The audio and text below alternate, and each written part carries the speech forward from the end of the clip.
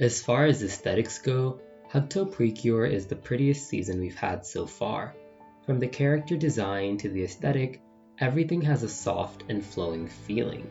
Today we're going to examine the prettiest of cures, Hugtto Precure.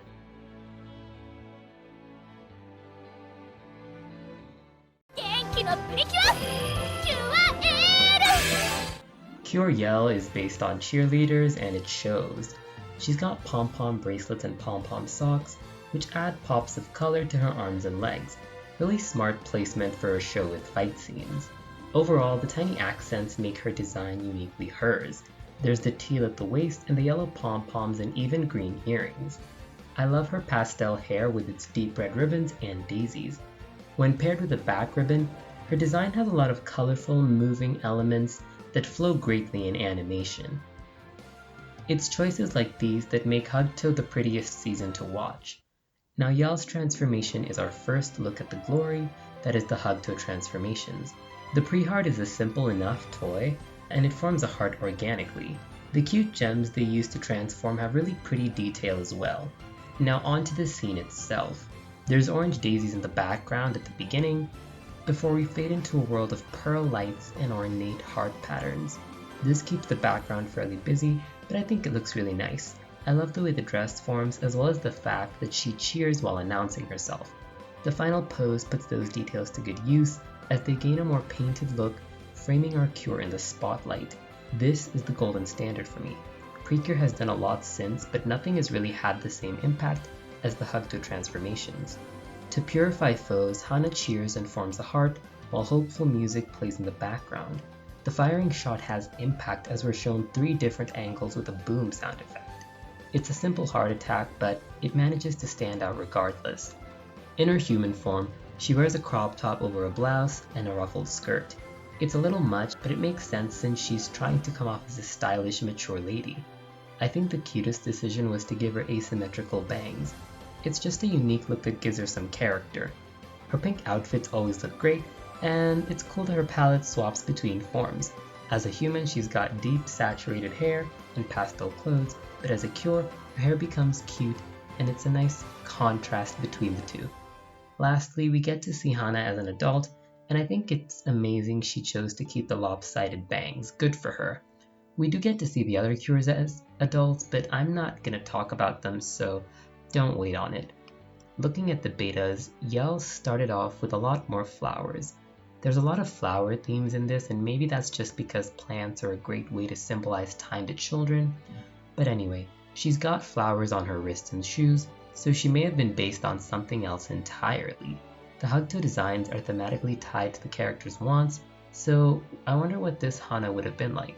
While she's got the same hair, it's a lot neater, and I'm not surprised not much has changed.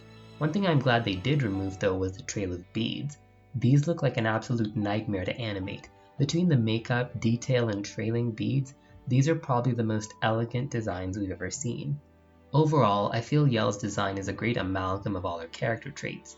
I do wonder why flowers are present, but it doesn't bother me too much. I only have to wonder if that aspect was cut as it was more prominent in the beta designs.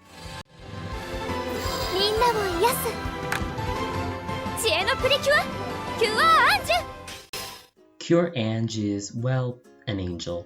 You can tell from all the wing elements in her hair and sleeves. The headpiece also reminds me of a nurse's cap. I find the bunny hair clips bizarre, but it's fine. I think my favorite part of the design is the hair. Such long, blue, poofy hair. It's incredibly pretty. The worst part? Probably the back end of her skirt. It's only there to show that she's clothed from behind, but I do really like the winged boots and the little tear accessories. As a blue cure, she's got a unique theme and a gorgeous design too. Saya's transformation is pretty graceful from her body language and expressions. I love the feathers in the back because it makes me want more air-based blues. I think the angles are especially great, and seeing the cape form makes it clear it's inspired by wings.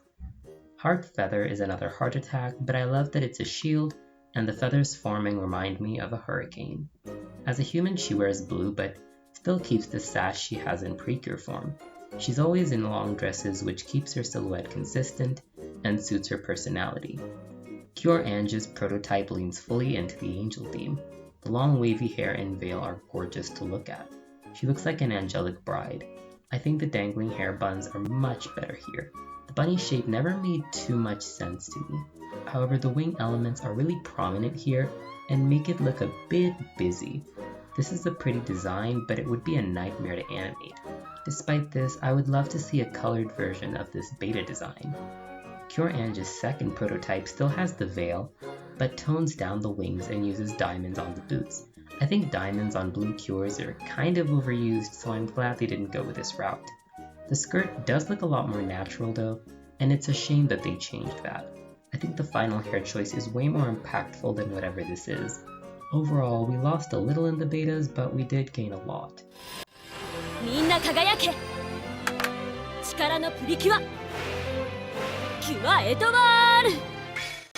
Cure Etoile is our third pre-cure and she's based off air hostesses.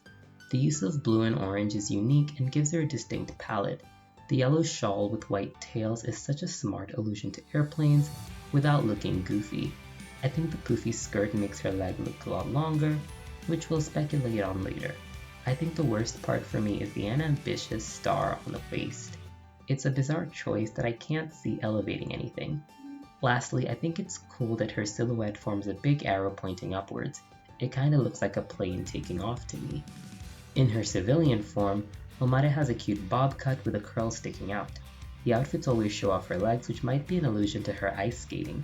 It's so consistent even in Cure form that I do think it was intentional. Now I'd love to talk about her transformation, but really, I don't have anything to say.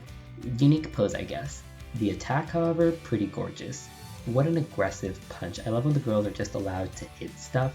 The star animation is beautiful and I'm glad they used a dark background to highlight the stars. In the betas, Cure Etoile was known as Cure Force. This makes her being the cure of strength a lot more literal.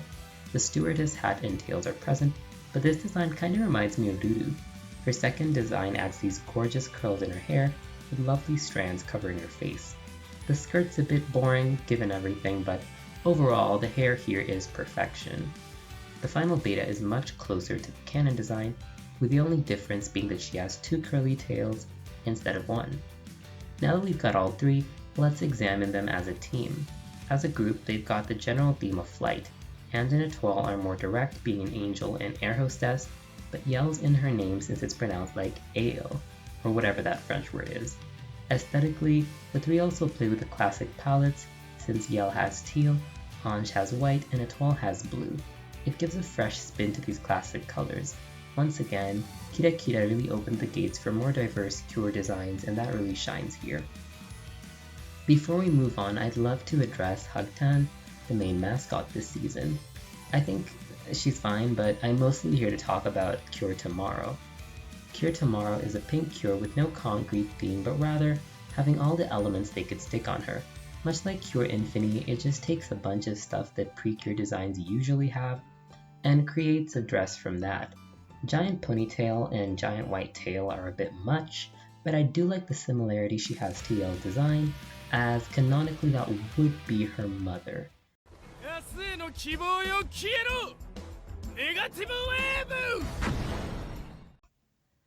Our villain's main objective is to stop time, and fittingly, their designs are each frozen in one time period.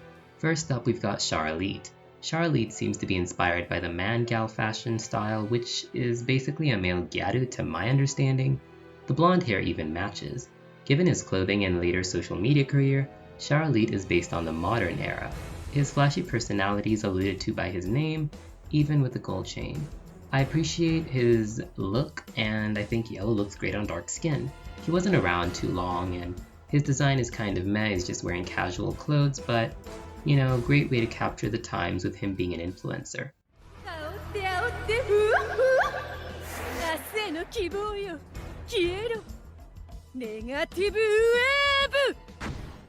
Papal is next, and she's based off the bubble economy. Her sexy outfit seems inspired by the showgirls of the time, with the fishnets, the fan, and the revealing dress, but the wiki says it's actually inspired by rich young women, so I'm probably wrong. Her name even sounds like Bubble, referencing the time she's from. When she summons Enoshimada, she's got a Toyota crown in the background, and a popular phone from the 80s. Apart from these origins, I think her fur collar and purple streaks all add to the rich, nasty persona she has. 明日への希望よ。消えろ。ネガティブウェーブ。Etoile is our third general and eventual mid-season, so let's look at her. She's a robotic villain who seemingly represents the future. I love her cat ears and black mini dress, as well as the cold, dark eyes. Once she's a good person, she uses a lot of white in her main outfit, which is a great contrast. They always love doing this. Unlike past seasons, we actually get two, so let's talk about her counterpart, Etoile. Etoile's an overly cautious girl from a rich family with youthful pigtails. She's a huge part of Voodoo's arc and shows her what it means to be human. So what about her design? Etoile and Voodoo are clearly designed to be a pair. One is tall, one is small. One has very pale colors, mostly white. The other one has very saturated colors. One wears shorts, one wears a dress. I don't think everything was meant to be opposites, but I'm gonna point out what I notice. When the two come together, they become Amour and Macherie. As they transform together, they've got the same dress and accessories, but slightly different shoes. Etoile's hair is wound up to 100 with these dangly curls, while Amour's just get fluffier. The multi-layered dress is really pretty, and its train is a lot better than Ange's. The girl's puff earrings are such an iconic choice, it's a shame we don't see these more often. I also love the head accessories, which feature a bow, a jewel, and some frill to make it look really fancy. Overall, the hot pink and purple act as great accents, and the duo looks great overall. The dual transformation is new and a pretty good callback to Futariwa, as this was an anniversary series. Their holding hands and hugging show their bond, and the finishing pose is perfect. I usually don't talk about finishing poses, but this season's have been really good. There's always a great use of space with a spotlight highlighting their body. The backgrounds help a lot too. Finally, we've got the girls' dual attack. Guitar weapons are always welcome here, and calling them Twin Love guitars was pretty fitting. I love the use of rock and guitar, making the entire cast a band. If you remember the first group attack, we've already seen that they associate each girl with an instrument. The mid-eye crystals they use for these are also really pretty. I kind of wish I could afford merch because I would definitely have bought all of these. For Sixth Rangers, they were a great duo, and I'd love to see them try something like this again.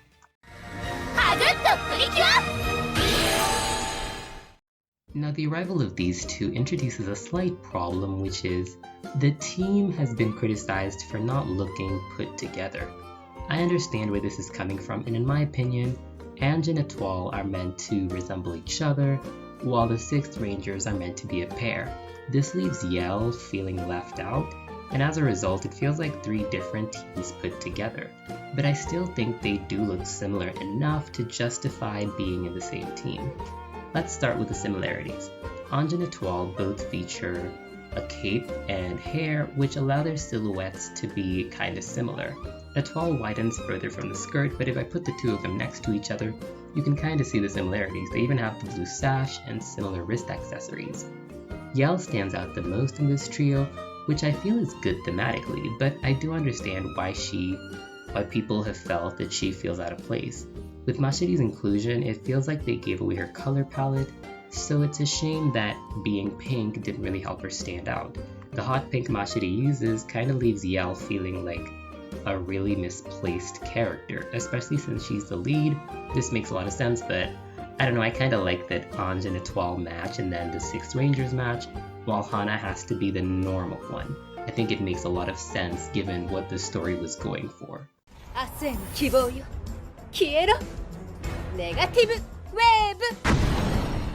So with our team complete, let's talk about the remaining villains. First off, we've got Jealous, who replaces Papal in both story and on a meta level.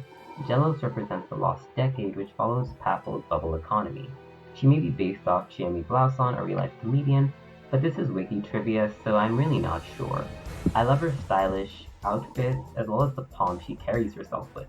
Very sassy. The dark form is a wild departure with punk influence, and I really like the outfit. Her two butlers are cute and maybe references to the aforementioned comedian.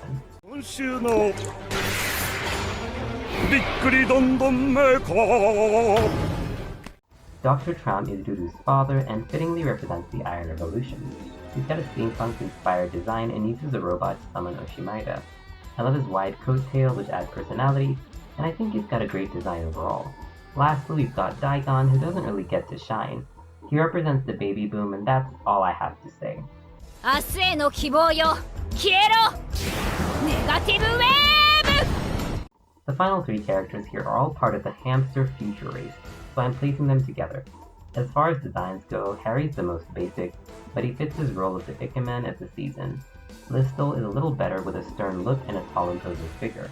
His cape and outfit give him final boss energy, and I love his summoning animation. Bishin is the last of the hamster trio, and he's got such unhinged energy. I love the ripped up bandages and fur scarf, which is pretty edgy considering he is an animal too. Now, did we really need 8 villains? No, I think 5 was more than enough. The main villain, however, is pretty cool, and that's George Kudai.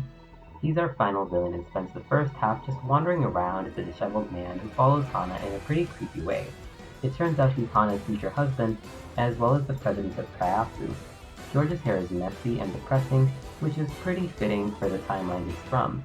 Compared to final villains, and other villains in general, I'm really glad that Kyasu was just a group of human beings who didn't want time to keep moving.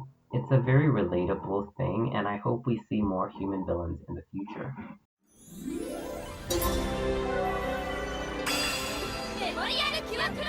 For the final part of this design diary, we'll be talking about the girls' attacks and power-ups. The Melody Swords are the first attack item the girls get, and despite being another stick, they're pretty well designed. I love the 8 hearts with rainbow colors plus pink, as well as the winged handles which they never use. The toy's main feature is allowing them to perform.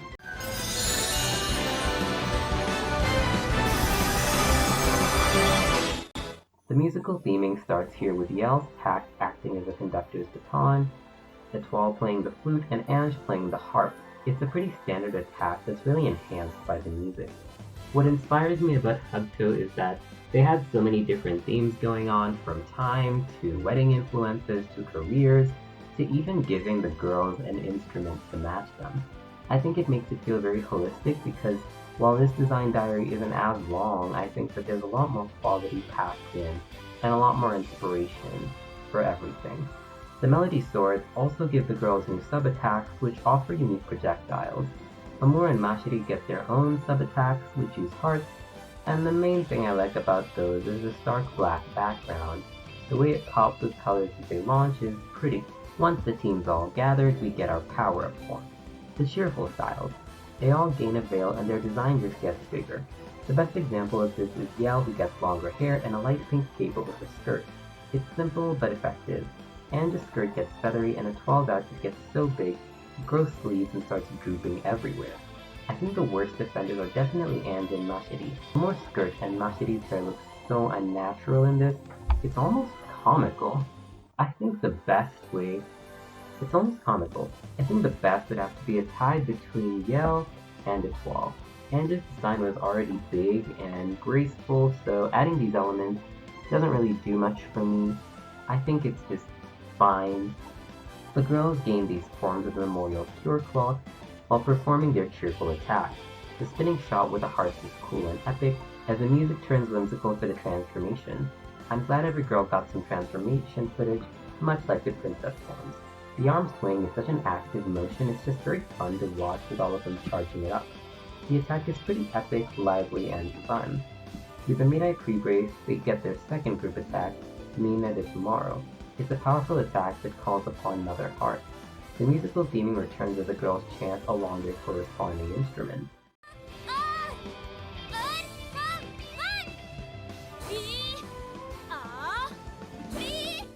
The use of instruments makes it really fun to listen to as you hear them all together, making it feel like a real team. Unfortunately, that brings us to the end of this design diary. Hugtto is one of the seasons I was really looking forward to covering, and I hope I did it justice.